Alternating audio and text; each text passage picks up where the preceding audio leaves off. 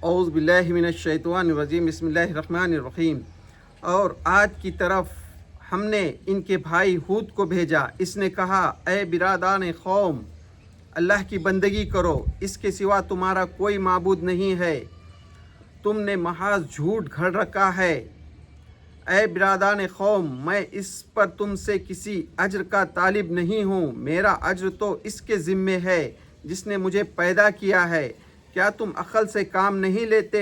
اور اے میرے قوم کے لوگوں، اپنے رب سے مغفرت چاہو، پھر اس کی طرف پلٹ آؤ تو وہ تم پر آسمان سے خوب اپنی رحمت کی بارش کرے گا اور تمہاری قوت میں مزید اضافہ کرے گا، اور مجرم بن کر اللہ کی بندگی سے منہ نہ پھیرو۔ انہوں نے جواب دیا، اے ہود، تو ہمارے پاس کوئی نشانی لے کر نہیں آیا ہے، اور تمہارے کہنے سے ہم اپنے معبود کو چھوڑنے والے نہیں ہیں، اور ہم ہرگز تیری بات نہیں مانیں گے۔ ہم تو یہی کہیں گے کہ تجھ پر ہمارے معبود میں سے کسی کی مار پڑ گئی ہے۔ اس نے کہا، میں اللہ کو گواہ ٹھہراتا ہوں، اور تم بھی گواہ رہو کہ اس کے سوا جن کو تم شریک ٹھہراتے ہو ان سے میں بری ہوں۔ تم سب مل کر میرے خلاف چالیں چل دیکھو، پھر مجھے ذرا مہلت نہ دو۔ میرا بھروسہ اللہ پر ہے جو میرا رب بھی ہے اور تمہارا رب بھی۔ کوئی جاندار ایسا نہیں ہے جس کی پیشانی اس کے مٹھی میں نہ ہو۔ بے شک میرا رب سیدھے راہ پر ہے۔ اگر تم منہ پھیرتے ہو تو پھیر لو، میں نے تم تک وہ پیغام پہنچا دیا ہے جس کی ساتھ مجھے بھیجا گیا ہے، اور میرا رب تمہاری جگہ کسی دوسری قوم کو لے آئے گا اور تم اس کا کچھ نہ بگاڑ سکو گے۔ بے شک میرا رب ہر چیز پر نگراں ہے۔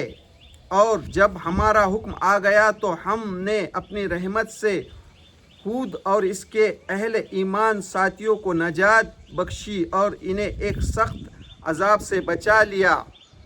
دیکھو وہ ہیں عاد جنہوں نے اپنے رب کی نشانیوں کا انکار کیا اور اس کے رسولوں کی نافرمانی کی، اور ہر جبار دشمن کے حق کے حکم پر چلتے رہے۔ اس دنیا میں بھی اس کے پیچھے لعنت لگا دی گئی اور آخرت میں بھی۔ سن لو، عاد نے اپنے رب کے ساتھ کفر کیا، سن لو، دور ہوئے عاد اور ہود کی قوم کے لوگ۔ سچ کا اللہ نے۔ عزیز ساتھیوں، میں نے ابھی آپ کے سامنے سورہ ہود کی 5ویں رکوع کا ترجمہ پڑھا۔ اس رکوع میں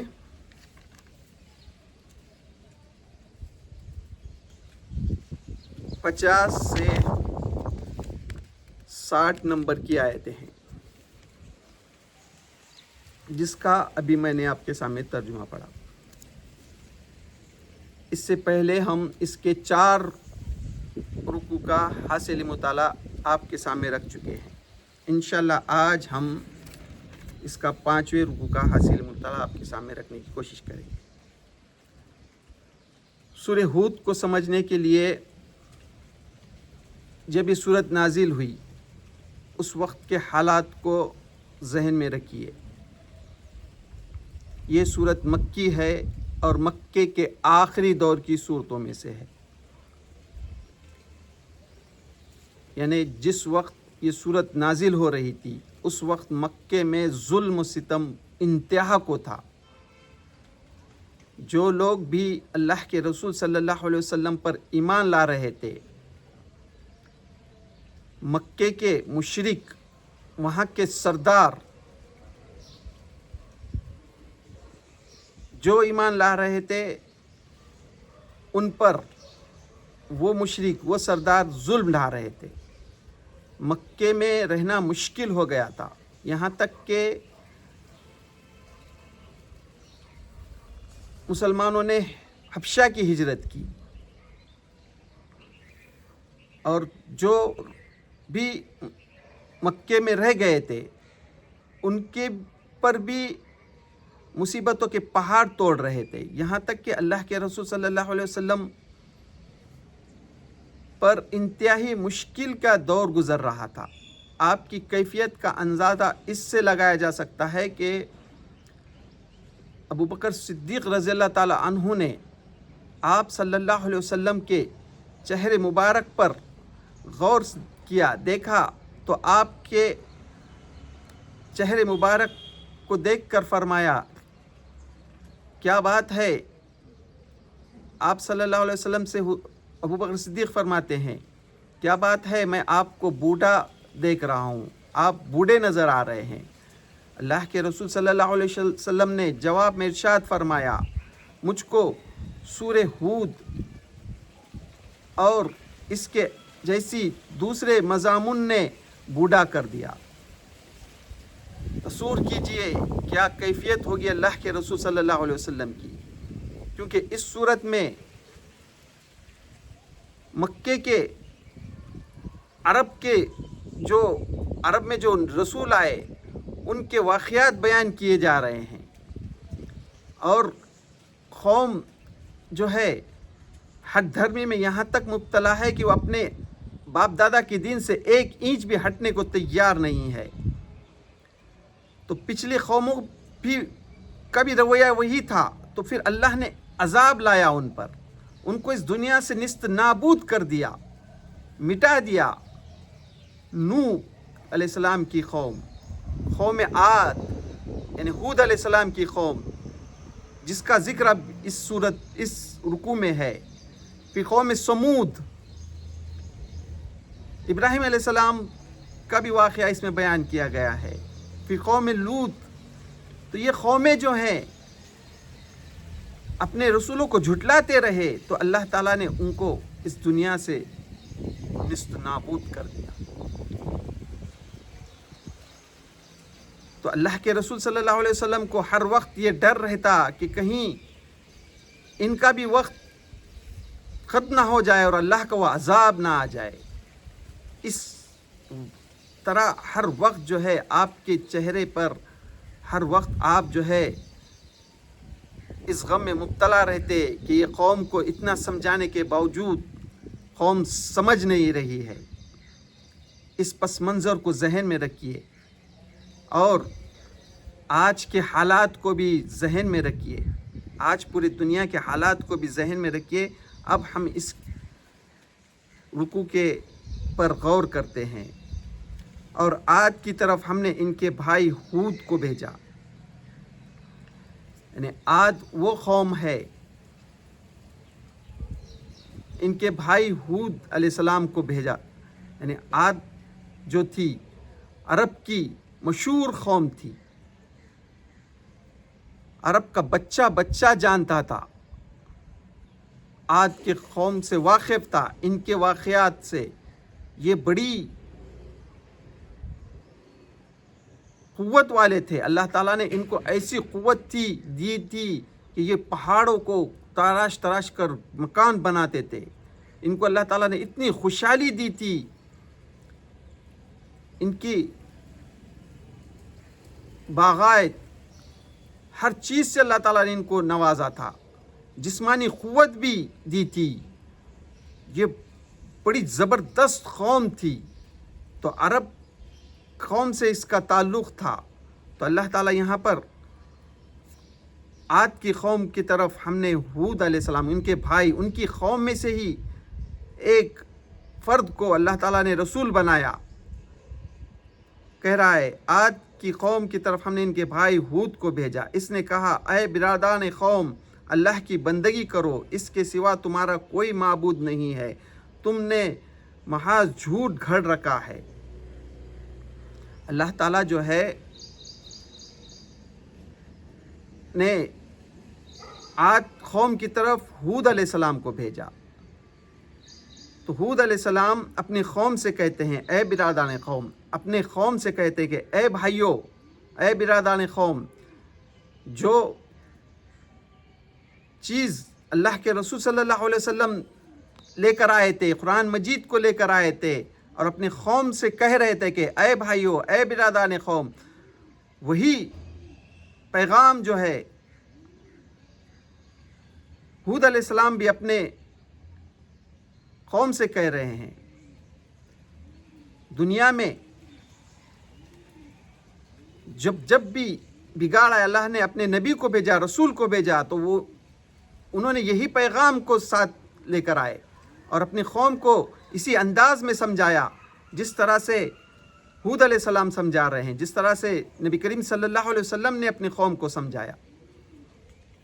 آج کی قوم جو ہے یہ نوح علیہ السلام، ابھی پچھلے اس کے 3 اور 4 رکوع میں جو نوح علیہ السلام کا بڑی تفصیل سے واقعہ گزر چکا ہے۔ نوح علیہ السلام نے 950 سال اپنی قوم کو سمجھایا، قوم نہیں مانی تو اللہ تعالیٰ نے کس طرح سے ان کو غرق کر دیا، پوری دنیا میں طوفان آیا۔ تو اس کے بعد نوح علیہ السلام کی نسل سے جو قوم اس زمین پر آباد ہوئی وہ عاد، قوم عاد۔ نوح علیہ السلام کے بعد یہ دوسری قوم ہے، قوم عاد۔ وہاں اس کا اللہ تعالیٰ یہاں پر ذکر کر رہا ہے۔ ہود علیہ السلام اپنے قوم سے کہہ رہے ہیں، اے برادران قوم، میں اس پر تم سے کسی اجر کا طالب نہیں ہوں، میرا اجر تو اس کے ذمے ہے جس نے مجھے پیدا کیا ہے، کیا تم عقل سے کام نہیں لیتے؟ ہود علیہ السلام جو ہے اپنی قوم کو سمجھا رہے ہیں، وہی بات جو پیارے رسول اللہ صلی اللہ علیہ وسلم نے کہی تھی کہ میں تم سے اس کلام کے بدلے، اس پیغام کے بدلے کوئی دنیائی مفاد نہیں رکھتا، اس میں تمہاری خیر خواہی ہے، تمہاری بھلائی ہے۔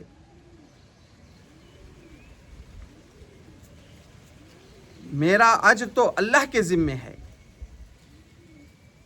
ہر نبی نے، ہر رسول نے یہی بات کو پیش کیا۔ جب بھی دنیا میں رسول آئے، ہر نبی کی یہی دعوت رہی، یہی پیغام رہا کہ دیکھو اللہ کی بندگی اختیار کرو۔ اور آج بھی جو بھی اس کلام کو لے کر دنیا میں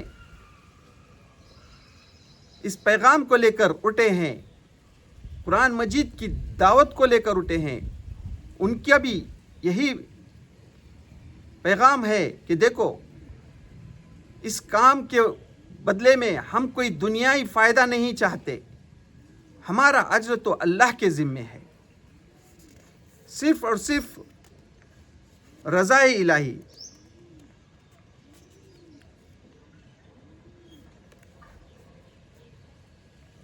ہود علیہ السلام کہتے ہیں، کیا تم عقل سے کام نہیں لیتے؟ اللہ تعالیٰ نے تم کو جو ہے ایسی قوت دی ہے، دنیا میں تم کو نوح کی قوم کے بعد تم کو اس زمین میں اقتدار دیا ہے، کیونکہ وہ قوم جانتی تھی نوح علیہ السلام، یعنی دنیا میں جو طوفان آیا تھا، پوری دنیا کس طرح سے نیست و نابود ہو گئی، اور اب یہ قوم جو ہے تو پھر اللہ کے احکام کی خلاف ورزی کر رہی ہے۔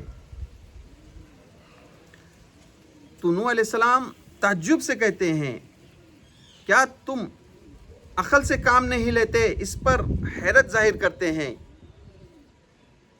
کہ تمہارا خیال کیا عجیب ہے۔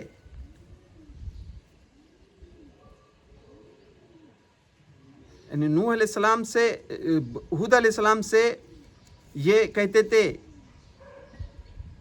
کہ تم اگر نبی ہو، تم اگر رسول ہو، تو تمہارے ساتھ کوئی فرشتہ کیوں نہیں ہے، کوئی طاقت کیوں نہیں ہے؟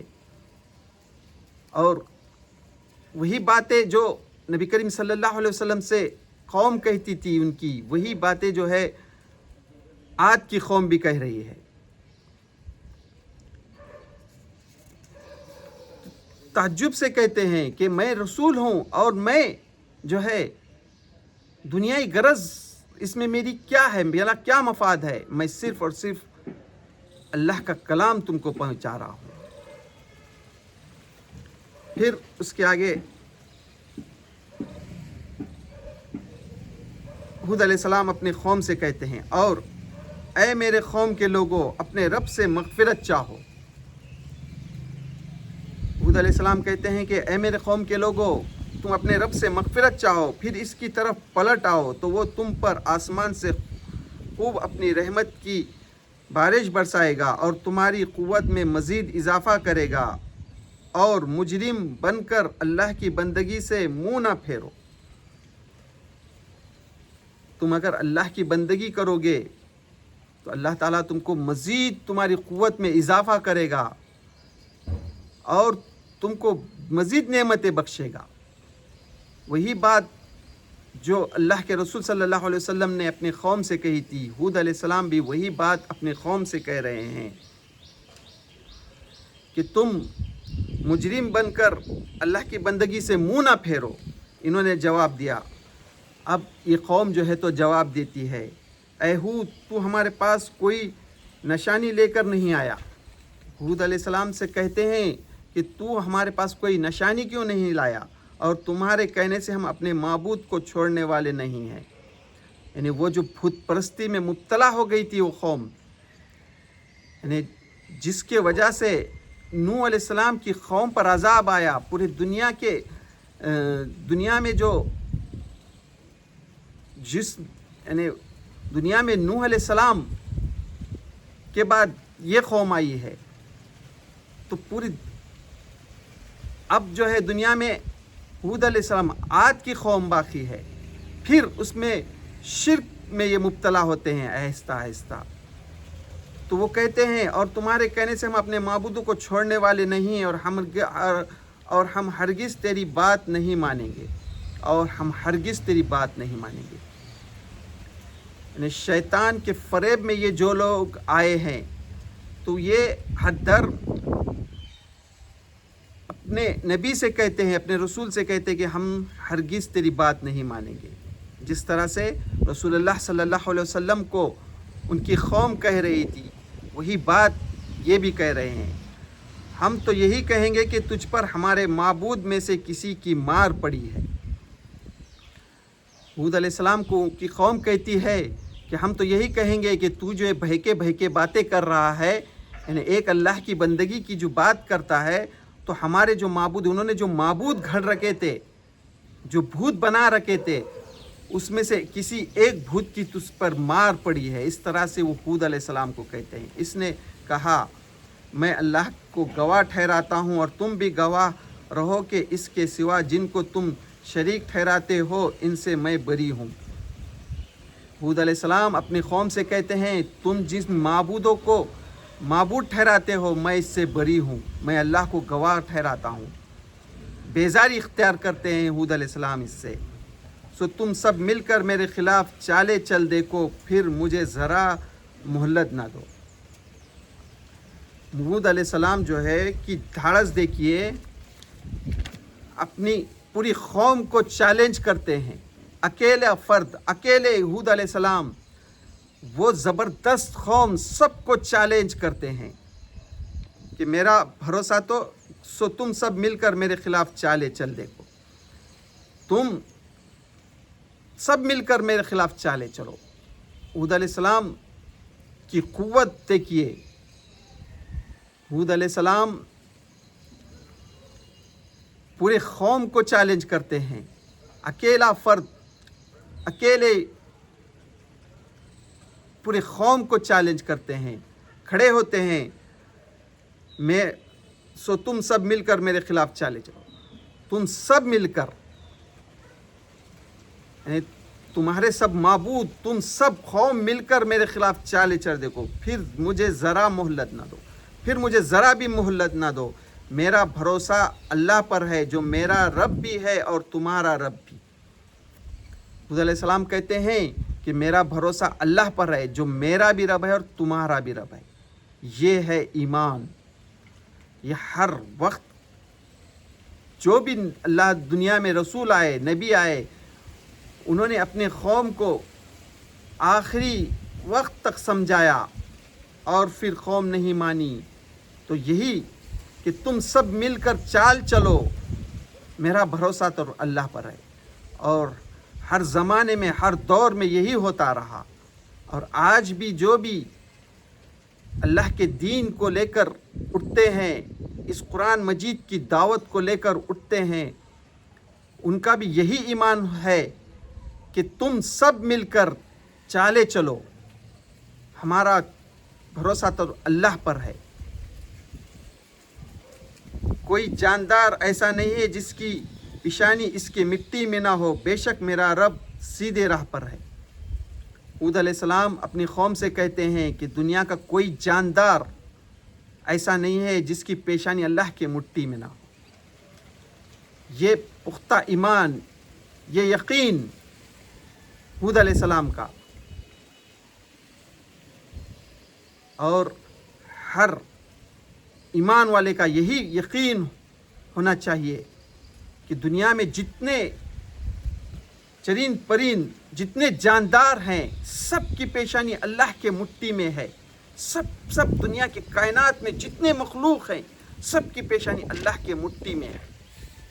یہ بھروسہ جب ہوتا ہے تو بھلے ہی سامنے کتنے بھی جابر، کتنے بھی شاطر، کتنے بھی یہ دشمن آ جائے، لیکن ان کا بھروسہ اللہ پر ہوتا ہے کہ یہ کچھ بھی نہیں بگاڑ نہیں سکتے۔ یہی بات ہود علیہ السلام کہہ رہے ہیں، اور یہی جو ہے پیارے رسول اللہ صلی اللہ علیہ وسلم نے بھی مکے کے سرداروں کے سامنے پیش کی، اور دنیا نے دیکھا کہ چند ہی سالوں میں آپ ہجرت کر کر مدینہ جاتے ہیں، اور پھر وہاں سے جو ہے پھر 2 ہجری میں جو جنگ بدر کا واقعہ پیش آتا ہے، کس طرح سے اللہ کے رسول صلی اللہ علیہ وسلم اور آپ کے ساتھیوں کو فتح نصیب ہوتی ہے۔ یہ ہے یقین۔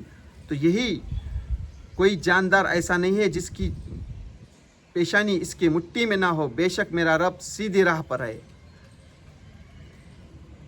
اگر تم منہ پھیرتے ہو تو پھیر لو۔ ہود علیہ السلام اپنی قوم سے کہہ رہے ہیں کہ اگر تم منہ پھیرتے ہو تو پھیر لو، میں نے تم تک وہ پیغام پہنچا دیا جس کے ساتھ مجھے بھیجا گیا ہے، اور میرا رب تمہاری جگہ کسی دوسرے قوم کو لائے گا اور تم اس کا کچھ نہ بگاڑ سکو گے، بے شک میرا رب ہر چیز پر نگراں ہے۔ ہود علیہ السلام اپنی قوم سے کہتے ہیں کہ تم اگر منہ پھیرتے ہو تو پھیر لو، میرا رب جو ہے، ہود علیہ السلام کہتے ہیں کہ تم اگر یہ پیغام سے جو ہود علیہ السلام جو دعوت دے رہے ہیں، وہ جو قوم جو ہے تو خود پرستی میں مبتلا ہے، تو اس سے بری کا اظہار کرتے ہیں، میں اس سے بری ہوں، اور تم اگر اس دعوت سے منہ پھیرتے ہو تو ہود علیہ السلام کہتے ہیں کہ میرا کام تو یہ پیغام پہنچانا تھا، میں نے پہنچا دیا، اور میرا رب تمہاری جگہ کسی دوسرے قوم کو لائے گا۔ تم نہیں مانو گے تو اللہ تعالیٰ اس کی جگہ پہ کوئی دوسری قوم کو لائے گا۔ یہ چیلنج کرتے ہیں ہود علیہ السلام ویسی جابر قوم کو سامنے، ویسی زبردست قوم کے سامنے، اکیلے فرد، اکیلے ہود علیہ السلام چیلنج کرتے ہیں۔ یہ ہے یقین ہود علیہ السلام کا کہ تمہار کو اللہ تعالیٰ ختم کرے گا اور تمہاری جگہ کسی دوسرے قوم کو لائے گا۔ یہ ہے، اور آج بھی جو لوگ اس دعوت کو لے کر اٹھے ہیں، اس قرآن مجید کی دعوت کو لے کر اٹھے ہیں، ان کو بھی یہی رویہ اختیار کرنا چاہیے۔ روک بٹھوک اس جواب دینا چاہیے کہ یہ پیغام جو ہے یہ حق ہے اور تم جو ہے باطل پر ہو۔ تو 2 گروہ میں جو تقسیم ہوں گے، پھر جب اللہ کی مدد آتی ہے، پھر آگے اللہ تعالیٰ کہتا ہے، اور جب ہمارا حکم آ گیا تو ہم نے اپنی رحمت سے ہود اور اس کے اہل ایمان ساتھیوں کو نجات بخشی اور انہیں ایک سخت عذاب سے بچا لیا۔ جب ہود علیہ السلام نے صاف بیزاری کا، قوم سے بیزاری کا اختیار کی، پھر اللہ کا جب عذاب آیا تو صاف صاف علیحدہ ہو گئی. جو حود علیہ السلام پر ایمان لائے تھے وہ لوگ اور جو انکار کرے تھے وہ بالکل دو گروہ میں تقسیم ہو گئے. تو ہر زمانے میں یہی ہوتا رہا. جب بھی دنیا میں رسول آئے ان کی قوم نے انکار کیا تو رسولوں نے صاف صاف ان سے علیحدگی اختیار کی. حود علیہ السلام نے بھی وہی کہہ رہے ہیں. اور آج بھی دنیا میں جو لوگ بھی اس کتاب کا انکار کرتے ہیں، قرآن مجید کا انکار کرتے ہیں، ان سے صاف صاف بیزاری کا صاف یعنی ان سے تم سے ہم بری ہیں اس کا اظہار کرنا چاہیے. تو دو گروہ میں تقسیم ہوگی جب اللہ کی مدد آتی ہے.